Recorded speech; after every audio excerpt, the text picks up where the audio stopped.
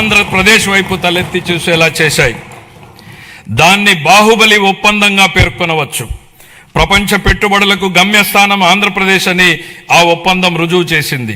గౌరవ ముఖ్యమంత్రి చంద్రబాబు నాయుడు గారి సమర్థ నాయకత్వం, మరి యువ నాయకుడు గౌరవ మంత్రివర్యులు శ్రీ నారా లోకేష్ గారి విశేష కృషి వలన ఇది సాధ్యమైంది. ఇంతేకాదు, రాష్ట్రంలో పెట్టుబడులు వస్తున్నాయి, ప్రభుత్వంపై నమ్మకం పెరిగింది అంటే అది గౌరవ ముఖ్యమంత్రి గారి దార్శనికత పాలన మరియు గౌరవ ఉప ముఖ్యమంత్రి శ్రీ పవన్ కళ్యాణ్ గారి విశ్వసనీయ భాగస్వామ్యం వల్లనే సాధ్యమైంది. ఈ మార్పుకి సారథులు మన రాష్ట్ర ప్రజలేనని మేము బలంగా నమ్ముతున్నాం. 2024 జూన్లో రాష్ట్ర ప్రజలు ఎన్డీఏకి కనీ విని ఎరుగని రీతిలో ఘన విజయం కట్టబెట్టినప్పుడే ఈ మార్పు మొదలైంది.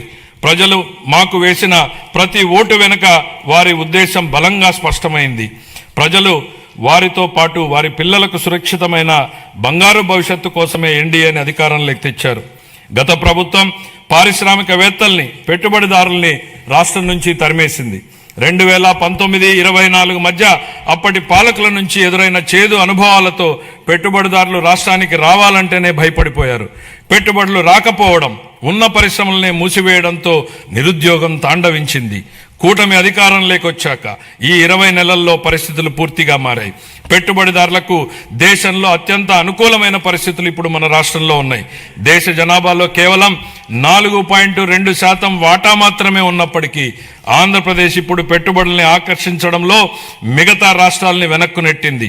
పెట్టుబడిదారులకు అత్యంత స్నేహపాత్రమైన రాష్ట్రంగా నిలిచింది. బ్యాంక్ ఆఫ్ బరోడా నివేదిక ప్రకారం 2025-26 ఆర్థిక సంవత్సరంలో ప్రతిపాదిత పెట్టుబడుల్లో 25% ఆంధ్రప్రదేశ్కు రావడమే దీనికి నిదర్శనం. బ్రాండ్ చంద్రబాబు వల్లనే ఇది సాధ్యమైంది. ఇప్పటి వరకు మనం ఈజ్ ఆఫ్ డూయింగ్ బిజినెస్ గురించి మాట్లాడే వాళ్ళం, ఇప్పుడు గేరు మార్చాం. స్పీడ్ ఆఫ్ డూయింగ్ బిజినెస్ ఇప్పుడు మన విధానం. గౌరవ ముఖ్యమంత్రి చంద్రబాబు నాయుడు గారి సమర్థ నాయకత్వం, దార్శనికత, ప్రభుత్వ సుస్థిర విధానాలు రాష్ట్రాన్ని విజన్ స్వర్ణాంధ్ర 2047 లక్ష్యం దిశగా వేగంగా నడిపిస్తున్నాయి. ఆంధ్రప్రదేశ్ భవిష్యత్తుని స్వర్ణమయం చేసే మహాక్రతువులో గౌరవ ముఖ్యమంత్రి గారి చారిత్రాత్మక పాత్ర పోషిస్తున్నారు.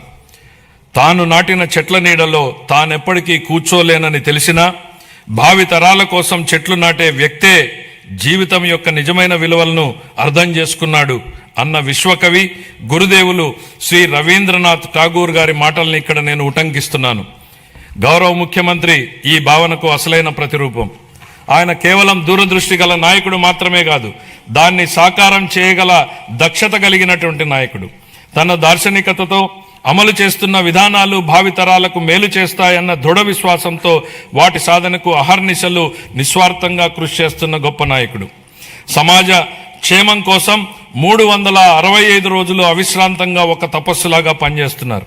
1990వ దశకంలో ఆయన ఇన్ఫర్మేషన్ టెక్నాలజీ గురించి మాట్లాడినప్పుడు, దార్శనికతను అమల్లో పెట్టినప్పుడు దాని ఫలితం ఎలా ఉంటుందో చాలా మందికి అర్థం కాలేదు.